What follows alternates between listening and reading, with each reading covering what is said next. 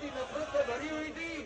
जहर उनके मनों पर, जो उनकी दादी और उनके पिता द्वारा उनके मनों पर जहर भरा गया था, आज वो जहर। मैं राहुल गांधी दसना चाहना वा कि सिख कभी गद्दार हो ही नहीं सकता। देश को आजाद करने से सिखा की पगड़िया ने 80% बलिदान दिता है।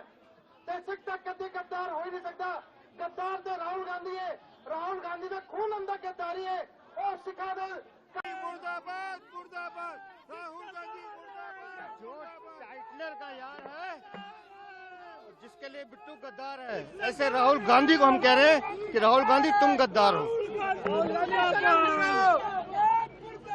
टाइटलर का यार देश का गद्दार है। टाइटलर का यार देश का गद्दार है। वो टाइटलर के लिए रेड कारपेट बिछाते हैं और बिट्टू को गद्दार टाइटलर का यार है, वो देश का गद्दार है।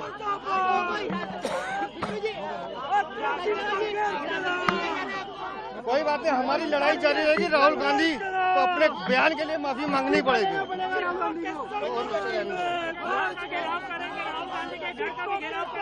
हम कांग्रेस का भी घेराव करेंगे, राहुल गांधी का भी घेराव करेंगे। राहुल गांधी को इस्तीफा देना होगा। सीधी बात है, सिखों के प्रति जो नफरत कांग्रेस के मन में है वो फूट फूट कर निकलती है।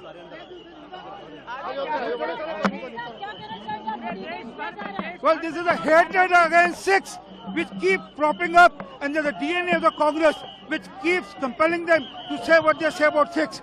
There are other party leaders who have left the party. They have not uttered a word against them. It is Sushmita Dev who joined TMC. It is Shaku who joined NCP, but not a word of Gaddar against them. Why Bittu is Gaddar? We are going to protest. Today we are courted arrest. We will continue protesting. Well, Rahul Gandhi will have to resign and will have to apologize to Sikhs. Rahul Gandhi को माफी भी मांगनी होगी, राहुल गांधी को इस्तीफा भी देना होगा। हम बार बार कह रहे हैं कि राहुल गांधी ने उस सिख कौम को गाली दी है जिस सिख कौम पे हर हिंदुस्तानी गर्व करता है। राहुल गांधी का बयान जब जब विदेश में जाते हैं वो विदेशी ताकतों के हाथ में खेलते हैं और राहुल गांधी का हर बयान देश को तोड़ने वाला बयान होता है।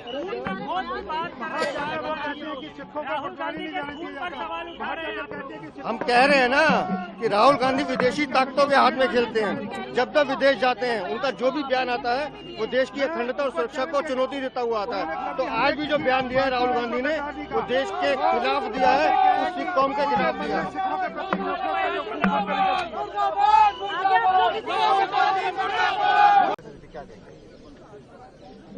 मैं तो ये देखती आ रही हूँ शुरू से कि डिसरप्शन अगर कोई कर रहा है तो ये तो ऑपोजिशन बेंचेस कर रहे हैं। जब एडवाइजरी कमेटी के अंदर पूरी तरह से तय करा जाता है कि कौन से विषयों के ऊपर चर्चा होगी और विषय भी ये ऑपोजिशन वाले रखते हैं कि इस पे करवाओ, इस पे करवाओ, इस पे करवाओ, और सरकार आमतौर पे सारे विषयों के ऊपर मानी है चर्चा करवाने के लिए। समय भी निर्धारित करा जाता है।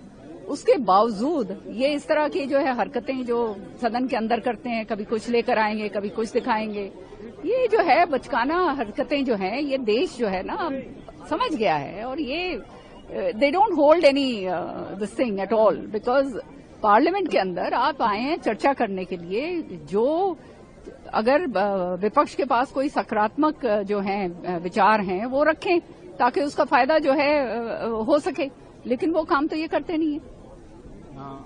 जैसे उनके 8 MP भी सस्पेंड हुए थे, जिस तरह से उन लोगों ने हंगामा किया था और ये लोग यहाँ पर ही बैठे हुए हैं प्रोटेस्ट कर रहे हैं। अब सस्पेंड तो होंगे। अब suspension is the last resort. जब इस हालात तक आ जाएं कि मतलब आप बदतमीजी करना शुरू कर दें पूरी तरह से और वेल के अंदर जाके पता नहीं क्या क्या नहीं आप लोग करते, जो कभी भी पार्लियामेंट्री प्रोसीजर के अंदर ये कभी हमने देखा ही नहीं था। हमेशा चर्चा हुआ करती थी बट इस तरह से कभी नहीं होता था। यहाँ तो हर रोज जो है कोई नया हंगामा करना है। ये सोचते हैं इससे आई बॉल्स मिलेंगे और इनकी वाहवाही होगी। इनको ये नहीं मालूम सारा हिंदुस्तान जो है ये देख रहा है कि असलियत के अंदर जो है इनके पास कोई मुद्दे तो रहे ही नहीं। अब ये इन्हीं मुद्दों को लेके जो है आगे वो करते हैं। कोई सकारात्मक उस विषय के ऊपर बात करें, चर्चा करें, तब तो बात बने। राहुल गांधी मैं हाउस से आ रहा हूँ और हाउस में नेहरू जी को अयास, गद्दार, भ्रष्टाचार, इंदिरा गांधी को, सोनिया गांधी को और माइक एक बार भी ऑफ नहीं हुआ। अगर राहुल गांधी जी, अखिलेश यादव या विपक्ष का कोई नेता बोलता है तो 1 सेकंड में माइक बिना कुर्सी की मर्जी का नहीं चलता है और लगातार निशिकांत दुबे जी को बोलने दिया गया। अगर यही लोकतंत्र है तो ये बहुत दुर्भाग्यपूर्ण है। देखिए, जो राहुल गांधी ने कहा, आप उसकी अहमियत को समझिए, उसकी डेप्थ को समझिए। ट्रेटर वर्ड यूज करना एक सिख के लिए ये कोई एक दिन की बात नहीं है, परमानेंट पता नहीं कितने सालों तक ये वीडियो ऐसे ही चलेंगी और जब सिखों पे किसी ने अटैक करना होगा तो इस वीडियो को निकाल कर पेश कर देगा। अगर कोई देश में ट्रेटर अगर कोई है तो वो गांधी परिवार है, जिन्होंने देशभक्तों को ऊपर हमले किए, सिखों के धार्मिक स्थानों को गिराने का काम किया, सिखों के गलों में टायर डाल के आग लगाने का काम किया। अगर कोई सही मायनों में गद्दार है, ट्रेटर है, तो वो राहुल गांधी और गांधी परिवार है। आप लोगों की माफी मांगे? क्यों माफी की? माफी तो उन्होंने 1984 कतलेआम करा के नहीं मांगी थी। आज यहाँ द्वार पे राहुल गांधी जी और बिट्टू के में बातचीत हुई, उस पर बीजेपी ने बवाल खड़ा किया है। राहुल गांधी जी ने उसको कहा है कि गद्दार दोस्त। जो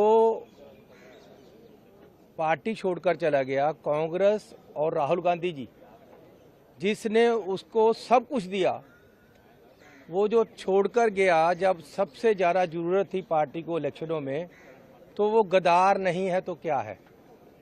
इसलिए जो राहुल जी ने उसको नाम दिया है वो बिल्कुल सही है और उसके किरदार और उसने जो कांग्रेस पार्टी के साथ किया वो उसके अनुसार है और जग जाहिर है कि उसने पार्टी को धोखा दिया, गद्दारी की। राहुल जी ने ये भी कहा कि ये वापस भी आएगा। अरे जो एक घर छोड़ गया उसकी क्या गारंटी दूसरा नहीं छोड़ेगा? वो दूसरा भी छोड़ सकता है और कभी भी आने की कोशिश कर सकता है। और जो गद्दारी करता है, जो आसान फरामोश होता है, उसको अकीर्तकांड बोलते हैं। और ये जो रवनीत सिंह बिट्टू है, ये अकीर्तकांड है। इसने आसानों के बदले गद्दारी दी है और गुरबाणी में लिखा है, पारे पोए अकीर्तकांड मंदे हूँ मंदे। यानी जो अकीर्तकांड है वो भूमि पे, धरती पे भार है और ये मंदों से भी मंदा है।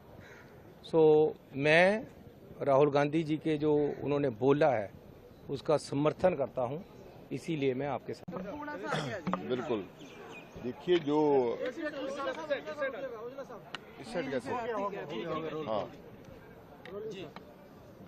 देखिए जो आज यहाँ मक्कर द्वार पे हुआ है, तो जो एक कांग्रेस के नेता हो जिसने सब कुछ दिया हो पार्टी ने, जब वो पार्टी छोड़ के गए, जब एक तानाशाह ताकत देश की ओर बढ़ रही थी और बैठे किसकी गोदी में जाके, तानाशाह की, बीजेपी की, जिससे पूरा पार्टी और पूरा देश लड़ रहा था, सेकुलर फोर्सेज लड़ रही थी, तो दर्द तो रहता ही है। जब देखा तो राहुल जी ने बिल्कुल ठीक कहा कि मेरे गद्दार दोस्त आ रहे हो तुम, आइए।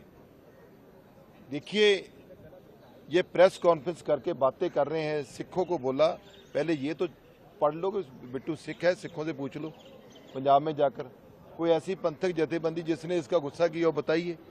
4 लोग आरएसएस के बैठकर आरएसएस के सारे इशारे पे जो एक वर्गीकरण की राजनीति करती, वो जो सिखों की दुश्मन है, उसके इशारे पे वो सर्टिफिकेट देंगे हमें उनसे सर्टिफिकेट नहीं चाहिए।